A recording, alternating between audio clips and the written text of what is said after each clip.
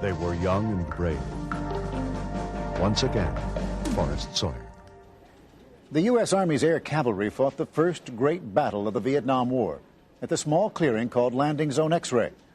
As far as the American commanders were concerned, the North Vietnamese had taken heavy casualties and withdrawn from the battlefield, and now it was time to move on.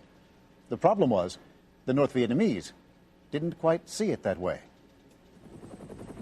On November 16th, at midday, the exhausted men of the 1st Battalion began to leave X-Ray. The 2nd Battalion was coming in to take their place. One of the new arrivals was Private First Class Jack Smith. We were goggle-eyed at what we saw. I had never seen men as filthy as that. They all had this 1,000-yard stare that people talk about, the stare of someone who is 19 years old but going on 50, who has seen combat and been killing people and seen his friends killed. By the next morning, the cleanup was over, and the 2nd Battalion was told to pull out. Headquarters wanted B-52s to carpet bomb the area. Lieutenant Colonel Robert McDade was in command of the 2nd Battalion. He told his men, who had come in on choppers, they must now walk in a long column through enemy territory, traveling 3 miles north to a clearing designated Landing Zone Albany. Bringing up the rear of the march was a former football player from Morgan State College in Baltimore, Captain George Forrest. As a young captain, when the colonel says you're going to walk out, you salute and walk out. You don't stand there and have a debate about, well, Colonel, I really don't think this is what we ought to do. The American leaders thought the battle was finished, but General Nguyen Huan was still watching and waiting and making other plans. I thought maybe this was some kind of tactic to surprise us by walking instead of taking helicopters. So I ordered my 8th Battalion to go after them and eliminate them. I don't know why we were walking through the jungle. I don't know why we were walking that way. It was clearly a mistake. I mean, look, what a battalion of green troops was doing, stumbling around in the jungle the day after the biggest battle of the war against an entire North Vietnamese division right next to the main infiltration route for them in their territory without any air cover, without any artillery with us, is just nuts. Almost all the way to Albany, the trip was uneventful, what soldiers call a walk in the sun. Then, just a few yards from the landing zone, 2 unarmed Vietnamese soldiers were found hiding in the bushes. Lieutenant Larry Gwynn, a young Yale ROTC graduate, was in the lead company. Colonel McDade wanted to interrogate them, and he brought his entourage forward up the column, and for about 20 minutes interrogated these guys. Now, he was about like this. Just like this. Hot like this. Probably about 1 o'clock, so a little hotter. You remember him calling you up? Oh, yeah, I know that I was up here. With all their leaders called forward by Colonel McDade, the men of the 2nd Battalion just sat down right where they were. It was all a terrible mistake. We just dropped down on our packs on the ground like this and opened our shirts and lit cigarettes and drank water. And we waited, and we waited, and we waited. We go forward.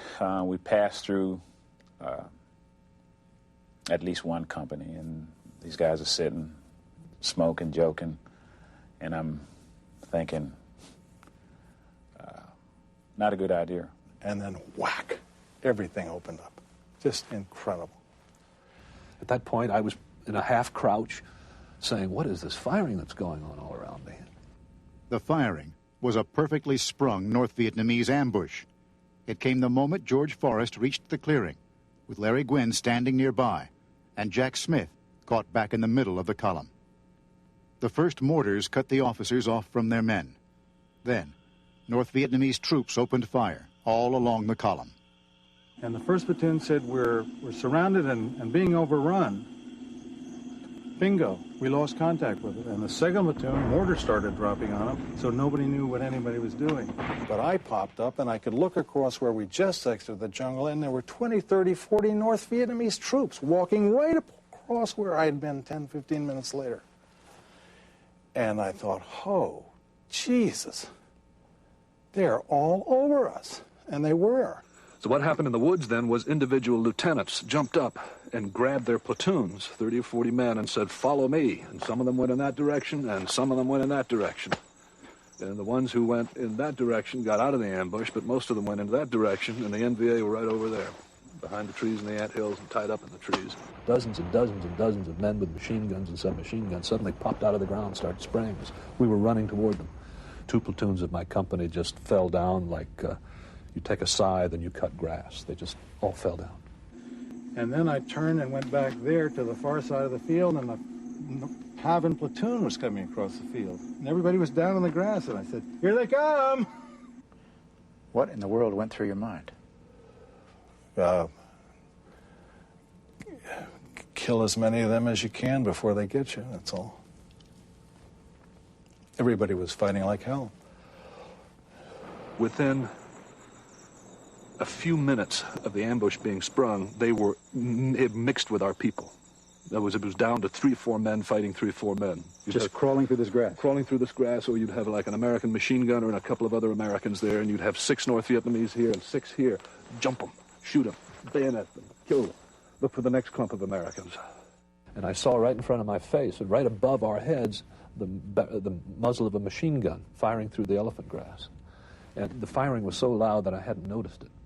So I took my rifle, put it on full automatic, and stuck it through the elephant grass to where I thought the gunner's head would be, and hit something soft and squeezed the trigger.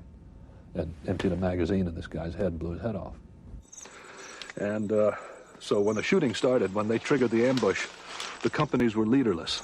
They were all leaderless. And the only man who made it back was the guy at the rear of the column, George Forrest, Captain Forrest. At the sound of the first shot, Forrest began to sprint back to his men. The desperation is what drove me. We knew that there were 126 guys back there waiting for somebody to come back and say, "Guys, this is what we have to do in order for us to get out of this situation." You call us forward a little further. It was a remarkable feat. A distance of 600 yards, through thick underbrush, under fire the entire way. Running alongside him, both of his radio men were killed. But somehow, George Forrest made it back to his men. Do you remember the run? I only remember this grass and how sharp it was. You understand that that run kept your men alive? Something did. I don't... Something kept them alive. But in the center of the column, the survivors were on their own. I must have been about the only man in the first 2 platoons who wasn't dead or wounded in the first 5 minutes. It's hard to imagine this melee that's going on. And you're only able to see, what? A few feet in front of me. I was in a little open area like this where there were 3 or 4 Americans, all horribly wounded, except for me. There was a guy called Sergeant Jadrewski, an older guy who'd been in World War II in Korea, and he was dying from a chest wound, lying on his back. And I was comforting him and bandaging him up. I heard North Vietnamese coming. I played dead, lying on the sergeant's shoulder. If you were the sergeant, I lay with my head on his right shoulder. North Vietnamese guy lay on top of me, using me and the sergeant as a sandbag for his machine gun, and started to fire. Hot shell casings were falling on my back. The only thing that saved me was the fact that the guy lying on top of me was shaking even more than I was. He was probably about my age, and he was shaking like this. This combat is terrifying. My friends were firing rifle grenades at this group of North Vietnamese.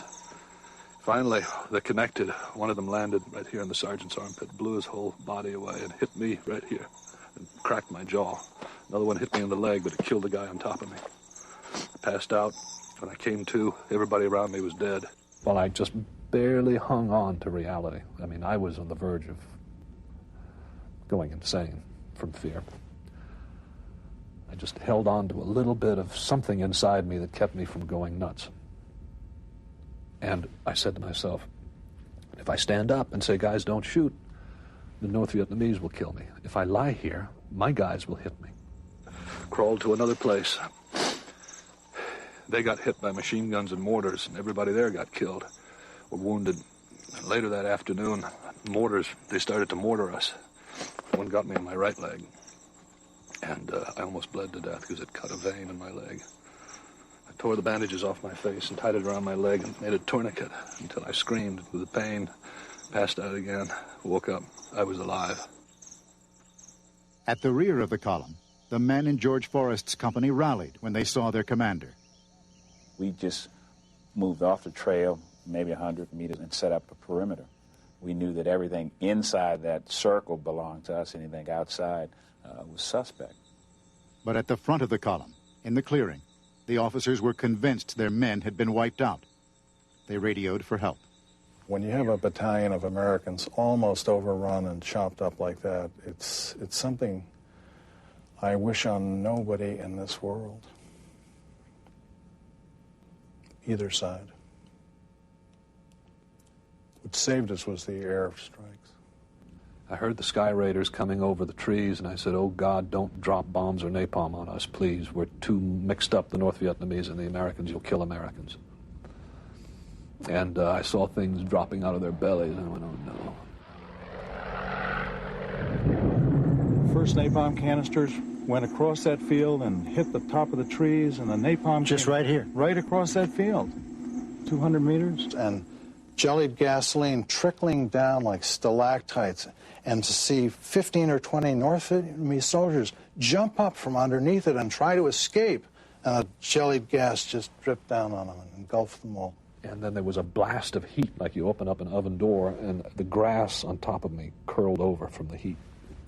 I heard people screaming, and I heard them hollering in English, not just Vietnamese. There's no doubt that the hard decision to call in napalm saved more lives than it cost, but it must have cost American lives. Well, it certainly killed a lot of North Vietnamese forests. And I don't know if it killed Americans. Most of the Americans that I know and saw hurt by napalm had been horribly wounded already and perhaps dead. And I have to believe that.